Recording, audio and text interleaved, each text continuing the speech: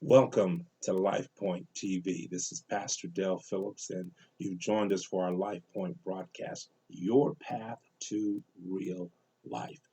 We have embarked on a very interesting study, taking a look at a series of the resurrection miracles that took place during the life and ministry of Jesus. We know as believers, we know of his great resurrection, which we are preparing to celebrate in just a few days.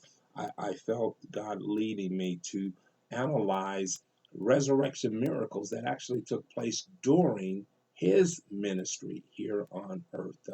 We began with the analysis in the Gospel of Luke, looking at the woman who had an only son, a woman from Nain, and we discovered how God has the power, the ability, as we are making our exit to depart and discard what we have held on to as our dreams, desires, or our passion.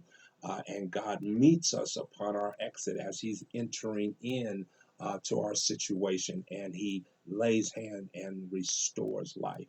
I want to push us now to the Gospel of St. Mark, and I want you to find Mark chapter 5 and take a look at verse 22 as we look at another resurrection example.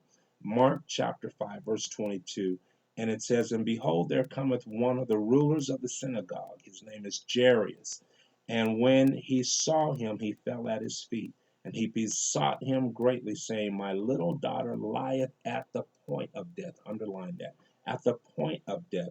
I pray thee, come lay hands on her that she may be healed, and she shall live. So, the first point I want to establish is that when Jairus makes contact with Jesus, he clearly says that his little daughter is at the point of death. That means she has not expired yet. She's at the point of death. Now, hold on to that. Take a look at verse 35 in the same passage.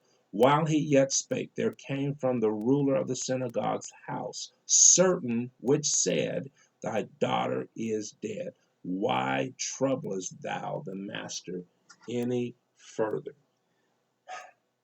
Verse 35 tells us that from the time that Jairus made his request known to Jesus, there was a delay.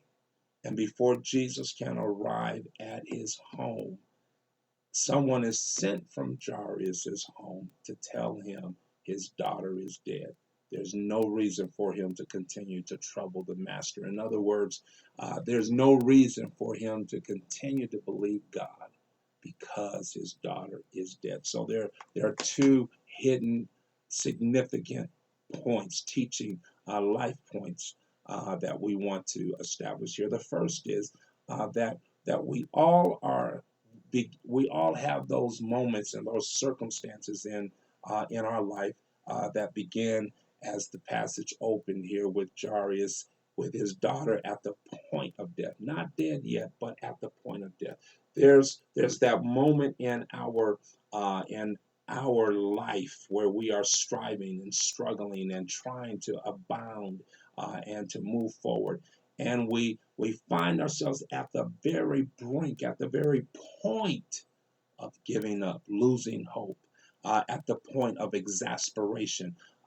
We could even illustrate it as if we're driving on empty. I don't know if you've had that experience driving in your car and you watch that needle fade from being full to the E, where it doesn't stand for enough. It means that you are headed to being empty. And it's possible to drive on E and not be empty, not bring the car to a screeching halt, but to continue, but you know you're driving on fumes. In life, there are those circumstances where we just feel like we're driving on fumes.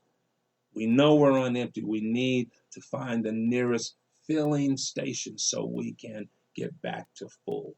That was the status of the daughter of Jairus. She wasn't dead, but she was at the point of death, at the point of giving up. Uh, I want you to hold on to that thought. And when we come back to this teaching, we're going to expound on that and take a look at how it's possible to still trust God, even if we run out of the gas, the fuel that we need in life. This is Pastor Dale Phillips encouraging you to stay on the path that leads to real life.